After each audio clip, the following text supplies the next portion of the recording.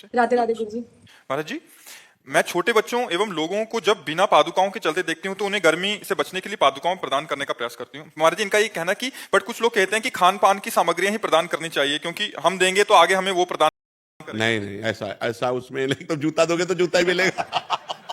उसमें उसमें आपका मुख्य प्रधान भाव हुआ कि उसको ताप न लग जाए, उसको कंकड़ न लग जाए, उसको कांटा न चुभ जाए।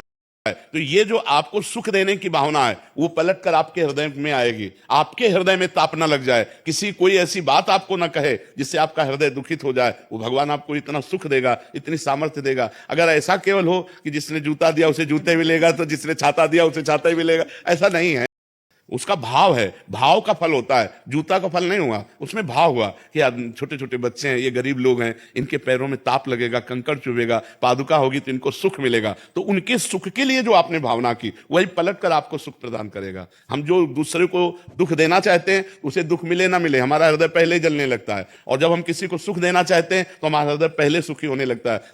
देखो, एक शीतलता आएगी, एक आनंद आएगा। हम तो कहते हैं कि एक दिन अच्छा भोजन पाके आप देखो और एक दिन अपने हिस्से का भोजन किसी भूखे को पवा के देखो, फिर देखो दोनों में स्वाद किसमें आता है। तो जब कोई भूखा भरपेट भोजन पाएगा ना तो आपका हृदय शीतल हो जाएगा। कभी भोजन पाने से आपका हृदय वैसा नहीं होगा जैसा किसी भूखे को भोजन पवा देने से होगा। सर्दी में कोई कांप रहा है, अपनी शाल उतार करके उसको उड़ा के देखो तो आपका हृदय एक महान हो जाएगा, एक शीतलता आएगी, आपके हृदय में एक आनंद आएगा। तो ये परोपकार की भावना, परहित सरिस धर्म नहीं भाई, पर पीड़ासम नहीं अधमाई। तो ये सिद्धांत गलत है कि जो देंगे वही मिलेगा, ऐसा भाव नहीं है।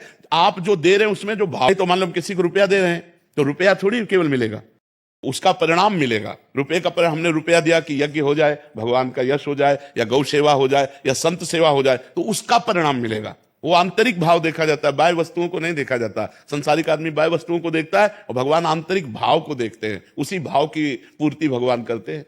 तो सबसे उत्तम भाव ही है। हाँ, भाव, कोई वस्तु नहीं है। हाँ, वस्तु नहीं। जैसे आपके पास वस्तु है, वस्तु दे रहे हैं, और जैसे वस्तु नहीं है और हृदय जल पाया गया कि अरे कितना कष्ट है, छोटे छोटे बच्चे पार, आपका हो गया, आपको उसका लाभ मिलेगा। कलिकर एक पुनीत प्रतापा, मानस पुण्य हुए नहीं पापा, मानसिक पुण्य भी हो जाएगा।